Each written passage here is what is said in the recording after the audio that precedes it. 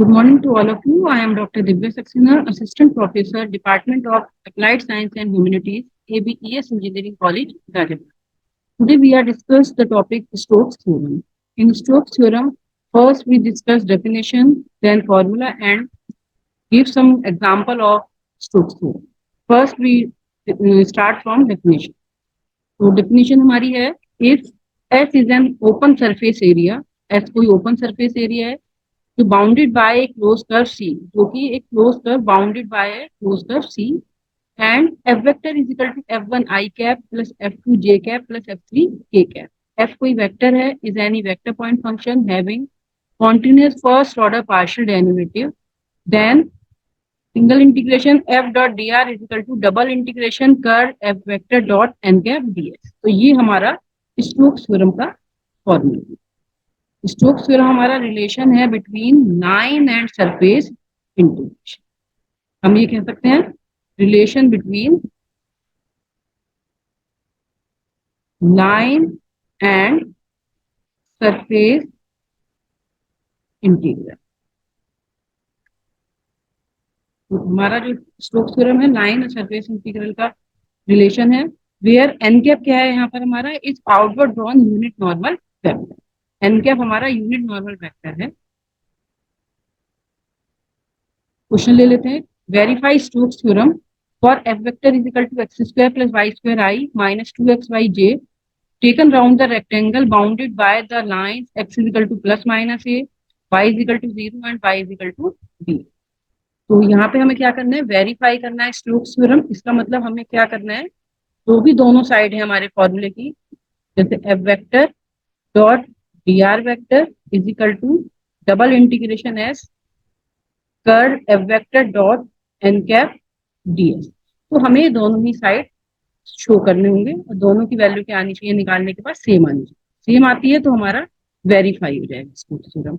F vector हमें given है, एक रेक्टेंगल गिवन है bounded by the line, rectangle बन रहा है हमारा लाइन से X is equal to plus minus A, Y is equal to 0 and Y is equal to B line. सबसे पहले एफ वेक्टर हमें गिवन है X square plus Y square आई माइनस 2xy जी।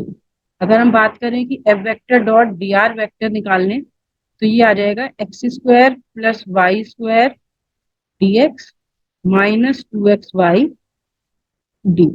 ये हमारी F vector dot D R vector है। अब जो हमारा रेक्टेंगल है वो चार लाइन से मिलकर बन रहा है। सबसे पहले हम रेक्टेंगल ड्रॉ कर लेते हैं। ये x axis, y axis, x is equal to A line, x is equal to minus A, y is equal to 0 and y is equal to B. तो ये वाला हमारा रीजन रेक्टेंगल दिया। ये पॉइंट हम ए लिख देते हैं, ये बी, ये सी और ये डी। तो लाइन इंटीग्रेशन हम पहले भी डिस्कस कर चुके हैं लाइन इंटीग्रेशन। तो लाइन इंटीग्रेशन क्या है, इस रेक्टेंगल के लिए हमें, ये रेक्टेंगल जो है चार लाइन से मिलकर बन रहा है, तो हमें चारों लाइन की अलग अलग वैल्यू निकाल के ऐड करके हम LHS की वैल्यू दे सकते हैं। Means F dot D integration of F dot D are की वैल्यू हम निकाल।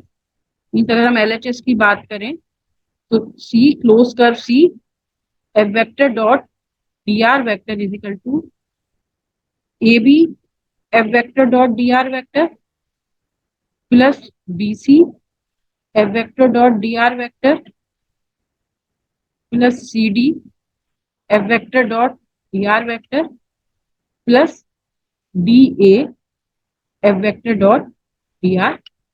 ये हमारा LHS हो गया, जिसको हम कह रहे हैं इक्वेशन नंबर 1। तो हमें पहले LHS निकालने के लिए ये चार लाइन अलग अलग निकालनी होगी। तो सबसे पहले हम बात कर रहे हैं along the line A B. इस लाइन की हम A B B C C D D, ये चार लाइन हमें निकालनी है। सबसे पहले अगर हम ए बी की बात करें, इस लाइन पे हम ध्यान से देखेंगे, ये जो ए बी लाइन है ये x is equal to A line है। एक्स अगर ए है, डी एक्स की वैल्यू हो जाएगी 0। और यहाँ पर हम देखेंगे कि y जो हमारा मूव कर रहा है वो इस पॉइंट से इस पॉइंट तक जा रहा है। ठीक है, x is equal to A D x 0, ये ए बी लाइन है, y जा रहा है ए से लेके बी तक। तो इस पॉइंट पे y कितना है, 0 है। और हमारा जो बी पॉइंट है, इस पॉइंट पे y की वैल्यू कितनी है, 3। अलोंग ए बी लाइन पे F vector dot D R vector की वैल्यू हम यहाँ पे फिर से लिख लेते हैं कि हमारा जो F vector dot D R vector है वो था x square plus Y square D x minus two x y D y, जो हम पहले भी लिख चुके हैं। अब इसमें देखिए एक्स को ए रखेंगे, dx को जीरो, dx को जीरो करेंगे तो ये पूरा टर्म हमारी जीरो हो जाएगी और यहाँ पे केवल ये बचेगा एक्स वाई की लिमिट जीरो से लेके बी, एक्स को ए रखा तो minus two A Y D और minus two A Y square by two, limit zero से लेके बी तक, तो ये आ गया माइनस ए बी, फर्स्ट लाइन की वैल्यू। सेकंड लाइन ले रहे हैं along BC line. BC line को ध्यान से देखिए, बीसी लाइन हमारी क्या है, y is equal to B line है, y b है तो dy हमारा जीरो हो गया और यहाँ पर x मूव कर रहा है a से लेके माइनस a तक, इस पॉइंट से लेके इस पॉइंट। बीसी लाइन के along F vector dot D R vector is equal to, limit हो गई हमारी x is equal to a से लेके माइनस a। अब हम पुट करेंगे y को b, dy को zero, F dot D R, D Y zero तो ये वाली पूरी टर्म जीरो हो गई और y को हम b लिख रहे हैं तो ये हमारा फंक्शन हुआ X square plus B square D X. Integrate अगर करते हैं तो X cube by three plus B square X, limit A to minus A, तो ये आ जाएगी वैल्यू हमारी माइनस टू ए cube upon three minus two ए बी। थर्ड लाइन है हमारी अलोंग, थर्ड लाइन हम देखेंगे C D line. C D line पे हमारा along C D line, C D line हमारी क्या है, X is equal to minus A line, तो डी एक्स हमारा हो गया जीरो और यहाँ पर हमारा वाई मूव देख लेते हैं एक बार, इस लाइन पे यहाँ पर वाई है बी और यहाँ पर वाई है जीरो, तो वाई मूव कर रहा है, Y tends to B to, Y जा रहा है बी से लेके जीरो।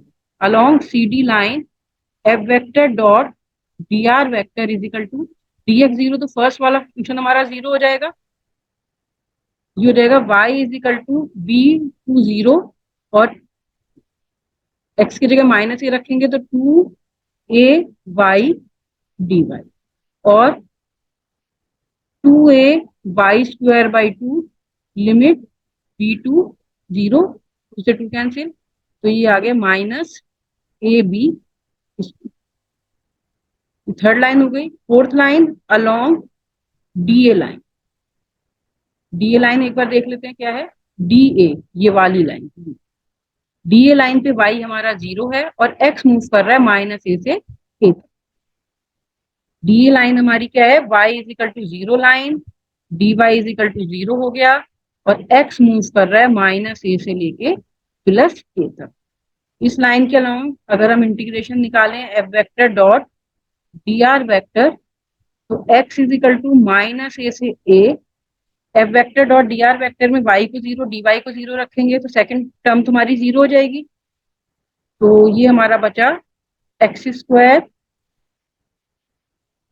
और y जीरो हो गया, एक्स स्क्वायर डी एक्स और x cube by three minus ए से लेके ए, और सॉल्व करने पे आ जाएगा टू ए क्यूब अपॉन थ्री। तो ये हमने चारों लाइन अलग अलग निकाल दी।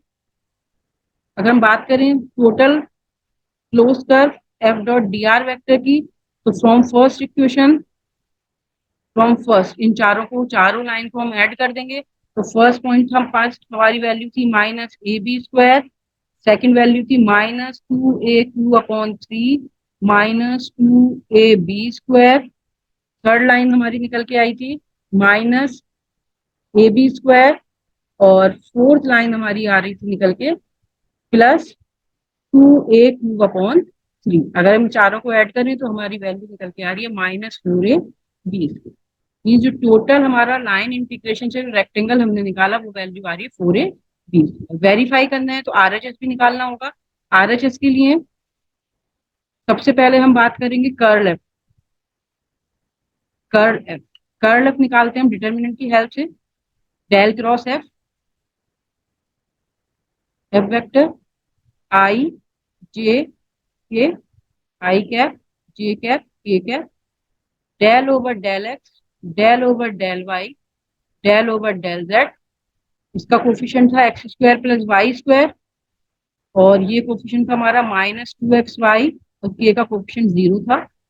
तो ये हम इसका यहाँ पे डिटर्मिनेंट ओपन कर लेंगे, जो कि आ रहा है -4y K cap. After solving 4y K cap. N cap है हमारा यहाँ पर के कैप।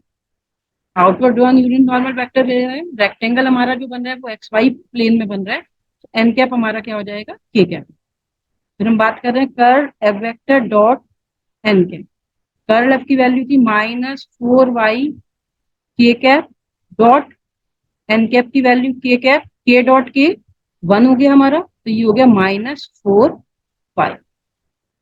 तो curl F vector dot N cap की वैल्यू आ गई -4y। फिर RHS का हमारा double integration surface integrate curl F vector dot N cap DS. Double integration curl F vector dot N cap की वैल्यू हमारी आई -4y, तो ये हमने यहाँ पे लिख दी -4y। डीएस हम ले रहे हैं क्योंकि एक्स वाई प्लेन में बन रहा है, डीएक्स डी वाई। एक्स की लिमिट -a से a, और y की लिमिट हमारी हो जाएगी 0 से लेके b, जो कि हमें क्वेश्चन में गिवन है। रेक्टेंगल हमारा बन रहा है -a से a तक और 0 to b। हम देख सकते हैं एक बार, देखो यहाँ से y 0 से लेके b तक जा रहा है, -a से लेके a तक बन रहा है। इसको अगर हम सॉल्व करते हैं तो ये वैल्यू आ रही है -4ab। तो मतलब LHS is equal to RHS, दोनों की वैल्यू सेम आ रही है, hence verified Stokes.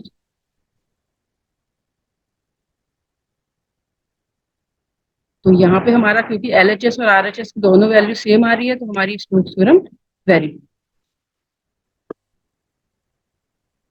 These are some references. Thank you.